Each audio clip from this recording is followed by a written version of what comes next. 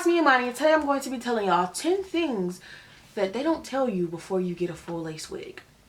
So the first thing, which is when I was looking for wigs, I did not know the difference, and it was really wrecking my soul. The difference between a full lace and a glueless full lace. Okay, I'm gonna break it down for y'all so y'all get it real good. So they're both like super versatile. Even with the glueless full lace, you can do it up into a high ponytail. You can do it half. You can do two braids. You know, you can split it down the middle. You can do all that good stuff. But right here in the sides, right here on both sides, there are going to be like adjustable straps. Not the adjustable band. I'm not talking about this that goes around the back to keep the wig secure. I'm talking about like miniature these on the sides, so that if you don't want to put it on with glue, you don't have to.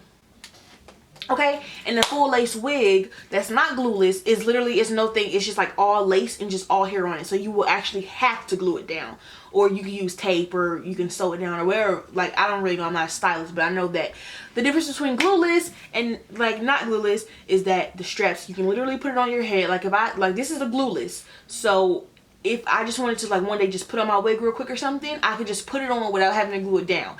I'm not saying that the lace will look 100% perfect and be laying flat on my head, but it will be like, you know, some type of adjustiveness that it's not going to just slip off if I do like this. I can do that without it slipping off. This is actually glued down right now, but you know. Number 2, can you sew it down? A lot of people want to get wigs, but they don't really they're not too comfortable with the fact of gluing it down. They want to have it sewn down because, like, you know, sew-ins and stuff. A lot of people come from sew-ins and they gradually move up to wigs and stuff. You can sew it down. You can get it sewn.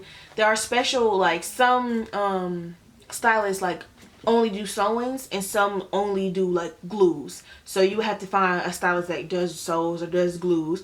So, yes, you can sew it or you can glue it. If you want to get a light, bright color, do not buy no black wig. If you want to get, like, a baby blue or something, buy a platinum wig because it's already platinum. It's going to be easy. You just have to put a rinse on there and you're done. Do not get a black wig. That's what I did. I got a black wig and I was expecting to bleach it and dye it to around my color, which I should have just got a platinum wig or a blonde wig and then tried to, like, you know, put a rinse on it or permanent hair dye and actually get that color.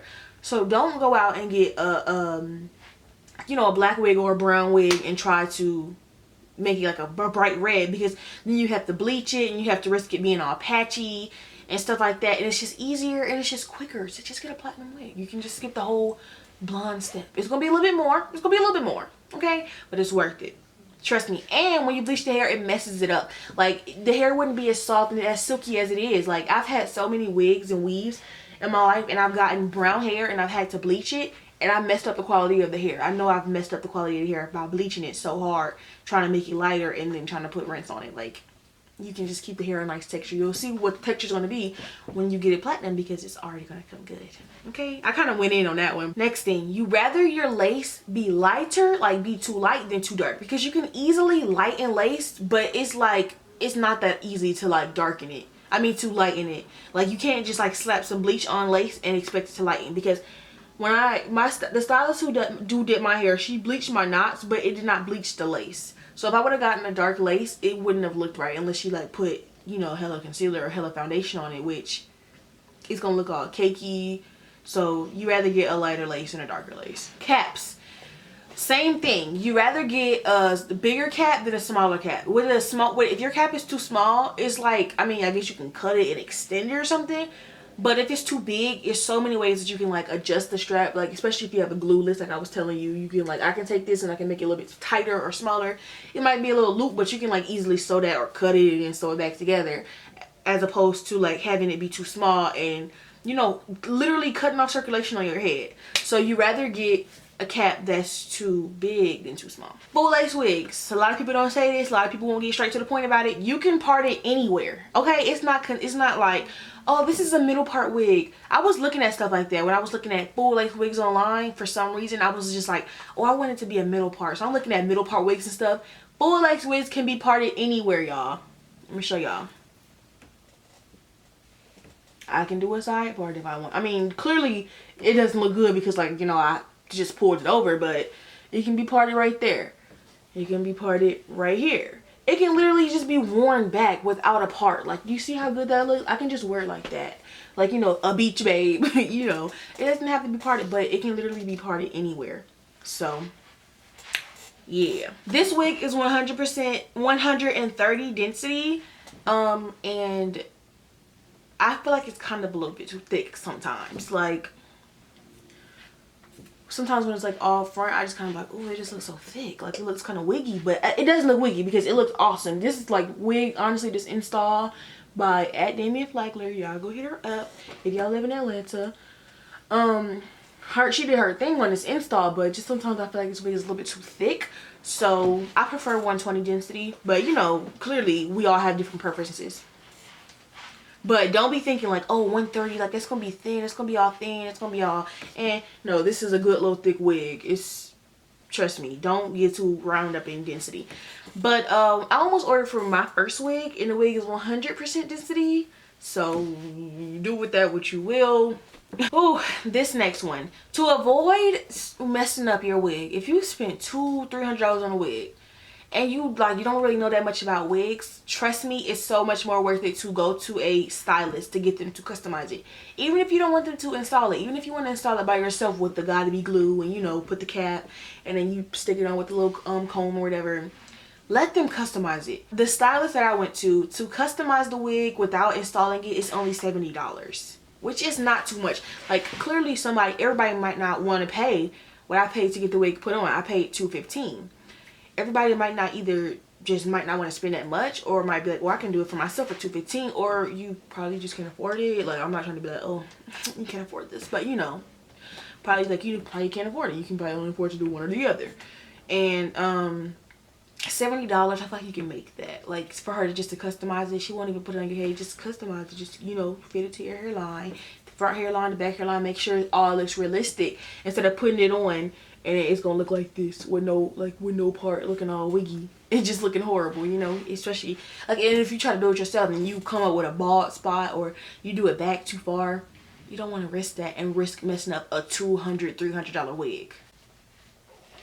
Next thing, lace wigs are not gonna last forever. Like over time, eventually you might get a bald spot or some balding or whatever. So I would say, yeah, they're a good protective style, but just like sew-ins, you know how you can't use the hair forever? Don't be thinking that you're gonna get a lace wig and you're gonna be able to rock it to death. I would give it like a year. I would give it like a year without even constant use, like a year of rotating like 3 or 4, and then it's time to start picking up some more, baby girl. I'm just gonna say, I've seen some worn down wigs. I've seen some wigs go from beautiful virgin hair to looking so synthetic that it's just like, hold on, baby girl, when did you get that wig? So y'all, don't be over wearing your wigs, but yeah, you can definitely get a good little wear out of it. And then once you're done with it, you can get some money back. Sell that boy on Depop or Mercari.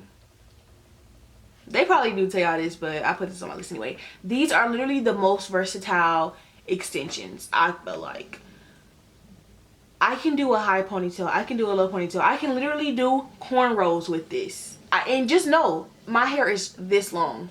My real hair is this long, and I'm doing all this stuff. Okay. And like, speaking on the fact that my hair is this long, the next thing is the wig lays the flattest on a bald head. Like, y'all see how flat it's laying?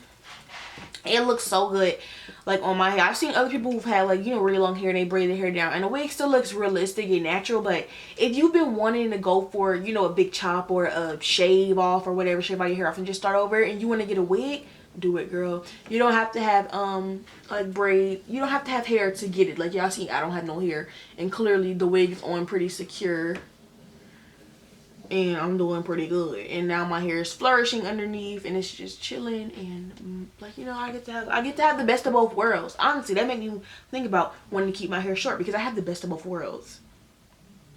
When I want to take this off, I can take it off. When I want to have my short hair and rock my short hair, I can.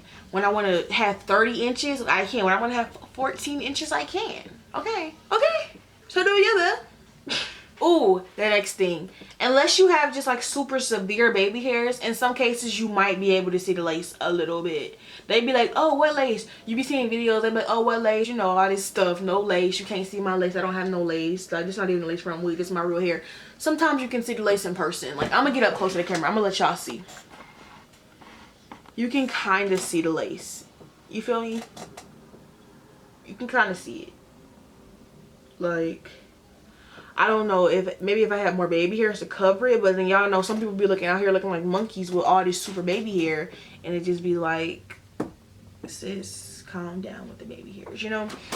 So yeah, you can see the lace a little bit, but honestly, like, it's still a lace front wig. Like, if you don't want to be able to see the lace, then I don't know, you have to grow your hair out or something. And yeah, that is it, y'all. Those are 10 things that I wish I knew before I got a wig, I guess, and just 10 things that I feel like if you're looking to buy a wig, you should know.